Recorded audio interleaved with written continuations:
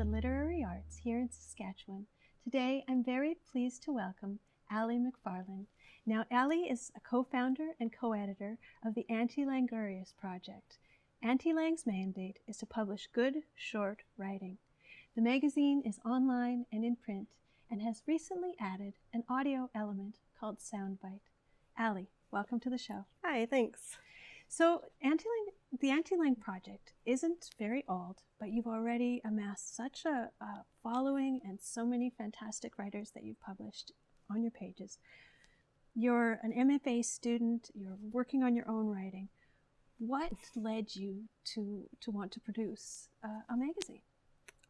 It was basically my partner and I, we are both writers and sending out our work, and pretty much we were getting annoyed with a lot of the way that other lit mags are run.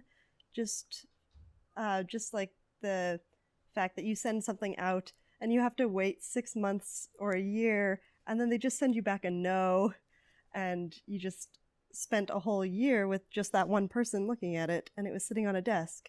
And then so many others are, you have to like physically print off and mail something in.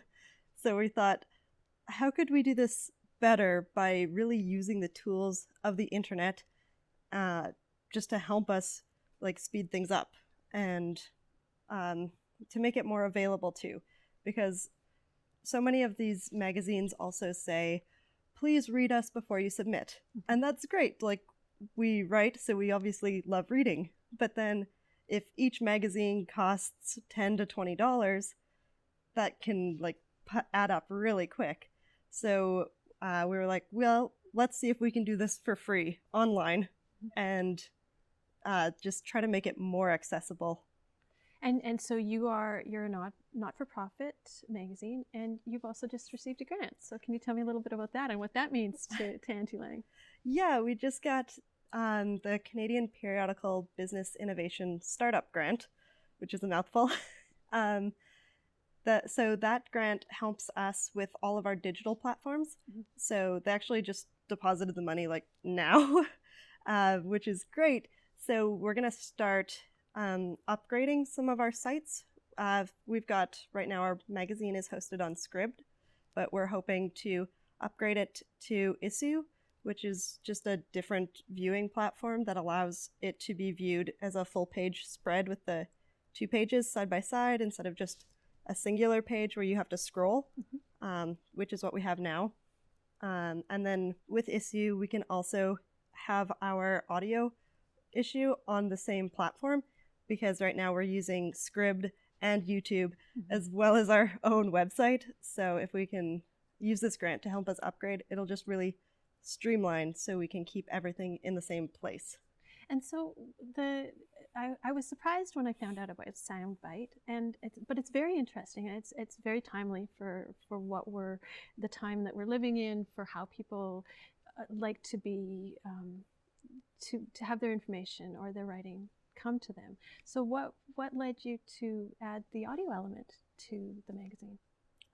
Well, that one was kind of my baby of this, because I'm not very big into music, but I love what happens when you hear someone read their own writing and how that changes the piece.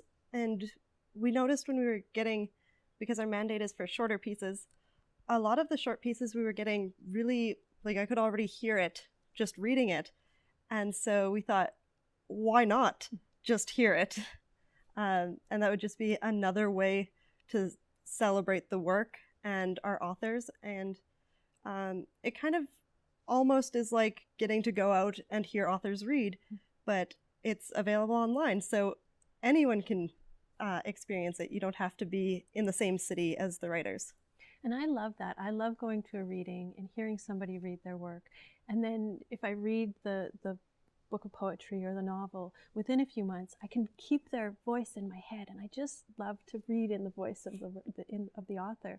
So to have this is it's really delightful for me to, then you can carry that voice on if you read something else. And I think you get a little bit more about what's the intended tone of a piece when you can hear the voice as well. So I think it's just such a fascinating and fabulous idea that you've come up with there.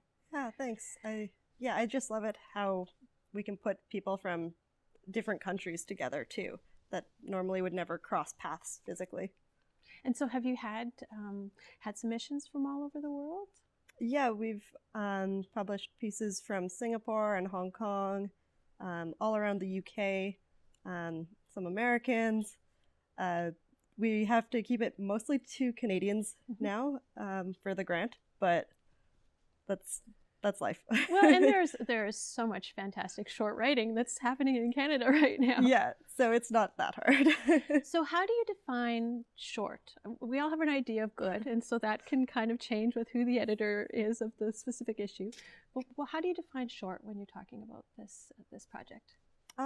We say that it's a 6-page maximum for whatever genre you're writing in. But then there's some other elements that add up. So like when we're looking at poetry, if the lines go all the way across a page, we're like, that's not mandate, even if it's only half a page, because we're like, those lines are very languorous. So yeah, mostly just keeping things short in any way or shape that looks like. And you've also told me that you have a goal to facilitate community and to provide space for emerging writers, which isn't always the goal of a literary magazine. Yeah, well, we found just trying for ourselves to get out there and applying for grants and everything, definition for emerging writers is like at some places up to 4 published books. And so then it gets really hard when you have nothing published ever, and it can be really discouraging. So we wanted to create a place where people who haven't ever had a chance to see their work in print or to even read at any event, for them to like have the opportunity to try with us. And even if that doesn't quite make it into the issue, we give a lot of feedback for most of our submissions, but especially if they introduce themselves as an emerging writer, we just give them a lot more attention. And we've had people who will submit to one and then we'll give a very encouraging rejection, and they'll edit it and send it back, and then it gets in the next issue. So we just love helping make people like excel. Well, and I know that I attended the launch for this first issue, and one of the young writers that I know here in Saskatoon, it was her first piece published, and it was the first time she'd ever read a piece at a mic. So just such and her confidence has grown so much over the... And she's going to be our guest editor for the next issue. I was trying to keep it a little bit secret there. You just kind of, you've blown it open. But that's another really interesting thing, is that you've got guest editors for the next issue and down the line here, and theme issues coming out. Now, we won't talk about them because we have sort of the time constraints of television, but there is definitely a really interesting future coming for Auntie Ling. Yeah, thank you. And that's all the time we have for today. Thank you so much, Allie. I'm Danica Lorer, and this is Lit Happens. You can find past episodes on YouTube. You can find me on Facebook, Twitter, and Instagram. If you have an idea for a show, you can contact me at danicalorer@gmail.com. Thank you for watching.